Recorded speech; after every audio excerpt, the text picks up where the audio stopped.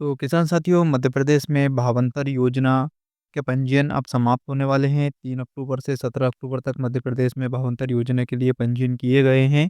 तो 17 अक्टूबर पंजीयन के लिए आखिरी तारीख है और 24 अक्टूबर से योजना शुरू हो जाएगी। तो हमारे सभी किसान साथी दीपावली के बाद 24 अक्टूबर से मंडियों में भावांतर योजना पर अपनी सोयाबीन की फसल बेच सकेंगे। तो अगर आप 24 तारीख से मंडी में जाने वाले हैं अपनी फसल को लेकर और भावांतर योजना के तहत अगर आप लाभ उठाना चाहते हैं, तो इसके लिए आपके पास कुछ ज़रूरी दस्तावेज़ होने चाहिए। मैं आज इस वीडियो में आपको 5 महत्वपूर्ण दस्तावेज़ की जानकारी देने वाला हूँ। ये दस्तावेज़ आपके पास होने चाहिए, ये कागज़ आपके पास होने चाहिए, तभी आप भावांतर योजना का लाभ उठा पाएँगे। तो आगे वीडियो में आपको बताऊँगा कि कौन-कौन से 5 ज़रूरी कागज़ हैं, जो आपको मंडी में जाते समय अपनी सोयाबीन की फसल बेचते समय लेकर जाने चाहिए, ताकि आप किसी तरह की परेशानी में ना पड़ें और 24 तारीख से जब इस योजना के तहत आप मंडी में सोयाबीन की फसल बेचें, तो आपके पास सभी दस्तावेज़ पहले से मौजूद रहे और जल्द से जल्द आपको भावांतर योजना की जो राशि सरकार डालने वाली है, वो पैसा आप तक पहुँच सके। तो आज इस वीडियो को लास्ट तक देख लीजिएगा। चैनल अगर आपने अब तक सब्सक्राइब नहीं किया है, तो इस वीडियो के नीचे आपको एक छोटा-सा सब्सक्राइब बटन दिख रहा होगा, उसको दबा दीजिए। उसके साइड में घंटी का बटन है, उसको भी दबा दीजिएगा, ताकि आगे की महत्वपूर्ण अपडेट आपको वीडियो के माध्यम से मिलती रहे। भावांतर योजना से जुड़ी बहुत सारी महत्वपूर्ण अपडेट्स हम वीडियो के माध्यम से देते रहते हैं। बहुत सारे किसानों के सवाल थे कि इस योजना के तहत किसानों को पैसे कितने दिन में मिलेंगे, 1 एकड़ पर कितनी सोयाबीन बिकेगी और तमाम तरह के सवाल जैसे कि मॉडल रेट कैसे तय होगा और इसके अलावा सोयाबीन फसल के लिए एफएक्यू मानक क्या रहने वाले हैं। तो इन सभी सवालों के जवाब हमने वीडियो के माध्यम से दिए हैं। आप चैनल पर जाकर देख सकते हैं। बहुत सारे वीडियोज़ हमने सोयाबीन भावांतर योजना से जुड़े बना रखे हैं। आज हम आपको बताएँगे 5 ज़रूरी दस्तावेज़ के बारे में, जो कि आपके पास ज़रूर होने चाहिए, क्योंकि 24 तारीख से जब आप मंडी में जाएँगे, तो सबसे पहले आपसे जब आपकी फसल खरीदी जाएगी, तो मंडी के कर्मचारी जब भावांतर योजना के लिए आपका रजिस्ट्रेशन करेंगे, तो आपसे ये 5 दस्तावेज़ माँगेंगे। तो आप ये वीडियो देख लेंगे, तो अगर आप जाएँगे मंडी में, तो आप ये 5 दस्तावेज़ पहले से घर से तैयार करके ले जा सकते हैं। तो चलिए अब बिना देरी के आपको बताता हूँ कौन-कौन से वो दस्तावेज़ हैं जो आपके पास होने चाहिए। किसान भाइयों, सबसे पहला तो किसान के पास किसान का आधार कार्ड होना चाहिए और आधार कार्ड पे मोबाइल नंबर अपडेट होना चाहिए, जिस पे ओटीपी जा सके, है ना? तो सबसे पहले तो आपके पास अपना आधार कार्ड होना चाहिए। तो अगर आप मंडी में जा रहे हैं, तो अपना आधार कार्ड लेकर जाइए और आधार कार्ड में जो मोबाइल नंबर रजिस्टर्ड है, वो मोबाइल भी साथ लेकर जाइए, ताकि उस पर ओटीपी आ सके।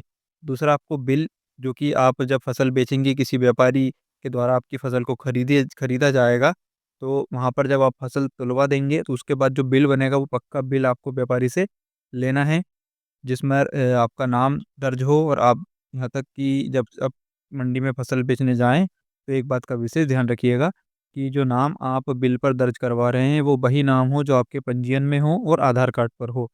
ऐसा गलती नहीं करनी है कि मान लीजिए आपने पंजीयन किसी और के नाम से कराया है आपके घर में और फसल बेचने कोई और किसान जा रहा है, तो आप उसका नाम का बिल ना बनवाएँ। उसी व्यक्ति के नाम का बिल बनवाएँ जिस व्यक्ति के नाम पर आपने पंजीयन कराया है और जिसका आधार कार्ड आप यहाँ पर लगाने वाले हैं। क्योंकि आधार कार्ड में, बैंक पासबुक में, पंजीयन में और मंडी के बिल में, इन चारों में एक ही किसान का नाम होना चाहिए और नाम भी मिसमैच नहीं होना चाहिए। अगर इस तरह की गड़बड़ी पाई जाती है या आपके नाम मिसमैच होता है, ये बिल किसी और के नाम का हो जाता है, आधार कार्ड किसी और का, पंजीयन किसी और का, तो ऐसे में आपको फिर भावांतर की राशि मिलने में दिक्कत हो जाएगी। ठीक है? तो इस बात का आप विशेष ध्यान रखिए। उसके बाद आपको बैंक पासबुक लेकर जानी है और पंजीयन जो आप करा रहे हैं, आपने जो पंजीयन अभी कराया है, तो उसकी पंजीयन की फ़ोटोकॉपी भी आपको एक लेके जानी है और ज़मीन की पावती पासबुक जो होती है, वो भी आपको लेकर जानी होगी। तो ये 5 महत्वपूर्ण दस्तावेज़ हैं जो आपके पास होने चाहिए। आधार कार्ड, बैंक पासबुक, मंडी का बिल, पंजीयन की फ़ोटोकॉपी और ज़मीन की पावती और एक मोबाइल नंबर। ये सभी दस्तावेज़ आप तैयार करके रखिए, मंडी में जाते समय ये सभी कागज़ आपको लेकर जाने होंगे। तो ये आपके लिए महत्वपूर्ण अपडेट है। किसान साथियों, 24 तारीख से आप मंडी में फसल ले जा सकते हैं और 24 तारीख से लेकर 15 जनवरी के बीच अगर जब भी आप किसी भी मंडी में बेचेंगे, तो उसका सीधा लाभ आपको भावांतर योजना का लाभ मिलने वाला है। भावांतर का पैसा हर 15 दिन के अंदर आपके खाते में सरकार डालने वाली है। पैसा आपको डीबीटी से लिंक बैंक खाते में मिलने वाला है, तो जो भी आधार कार्ड में आपका बैंक खाता लिंक होता है, उस बैंक खाते में ही आपको पैसा दिया जाएगा। जैसे कि प्रधानमंत्री किसान सम्मान निधि योजना की जो राशि आपके खाते में जिस खाते में आ रही है, क्योंकि वो आधार कार्ड और डीबीटी के माध्यम से ही आती है, तो इसलिए वही खाते में आपका जो भावांतर का पैसा भी आने वाला है और हर 15 दिन के अंदर आपके खाते में पैसा डाला जाएगा। यानी कि 24 तारीख को अगर आप मंडी में जाकर अपनी फसल बेच देते हैं, तो 15 नवंबर तक आपको भावांतर का पैसा मिल जाएगा। अब यहाँ पर कुछ किसानों का सवाल ये भी होगा कि 1 एकड़ पर कितना पे सोयाबीन हम बेच सकते हैं? तो देखिए, औसत मध्य प्रदेश का जो एवरेज उत्पादन है वो 4 से 6 के बीच में निकाला जा रहा है कि मध्य प्रदेश में 4 कुंटल से लेकर 6 कुंटल प्रति एकड़ का औसत उत्पादन सोयाबीन का है। इसलिए किसानों की जो फसल भावांतर पर खरीदी जाएगी वो भी प्रति एकड़ 4 से 6 के बीच में यहाँ पर सरकार खरीदने वाली है और फसल एफएक्यू मानक के आधार पर होनी चाहिए, यानी कि ज़्यादा नमी उसमें नहीं होनी चाहिए, ज़्यादा जो कटी-पिटी दाल होती हैं, कचरा होता है, मिट्टी होती है, ये नहीं होनी चाहिए। मानक एफएक्यू की फसल को ही भावांतर पर सरकार खरीदेगी। मॉडल रेट पूरी मध्य प्रदेश की मंडियों का निकाला जाएगा, तो पूरे मध्य प्रदेश की जो मंडियाँ हैं, उन सभी मंडियों का प्रतिदिन का जो भाव सोयाबीन का मिलेगा, उस भाव के आधार पर एक मॉडल रेट तैयार किया जाएगा और वो मॉडल रेट यहाँ पर मंडी की वेबसाइट पर अपलोड किया जाएगा। वो एक पोर्टल लॉन्च किया जाएगा, जहाँ पर हर दिन का मॉडल रेट जो बनेगा, वो दर्ज किया जाएगा। और किसानों के लिए हर 15 दिन में इस मॉडल रेट के आधार पर किसानों को जो भावांतर राशि सरकार डालने वाली है। तो अगर मान लीजिए मंडी में आपकी फसल 4,000 के समथिंग बिकती है, तो फिर ऊपर की जो राशि है जैसे कि ₹5,328 प्रति कुंटल समर्थन मूल्य है, तो बाकी का पैसा सरकार फिर आपको देने वाली है।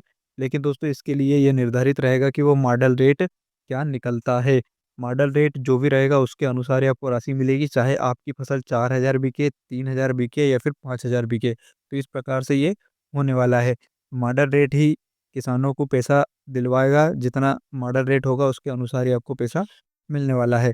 आज की वीडियो में हमने यही आपको महत्वपूर्ण अपडेट्स दी है कि आपके पास 5 ये ज़रूरी दस्तावेज़ होने चाहिए।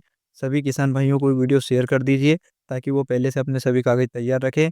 एक बात का विशेष ध्यान रखना है, आपको मंडी में फसल बेचते समय, बिल बनवाते समय आपको उसी किसान का नाम देना है जिसके नाम से आपने पंजीयन कराया है, ताकि आपको पैसे लेने में कोई दिक्कत ना हो। किसी भी तरह के सवाल के लिए आप कमेंट कर लीजिए। चैनल को सब्सक्राइब नहीं किया तो फटाफट चैनल सब्सक्राइब कर दीजिए, क्योंकि आगे भी महत्वपूर्ण अपडेट्स मैं आपको वीडियो के माध्यम से देता रहूँगा। तो आज की वीडियो में इतना ही।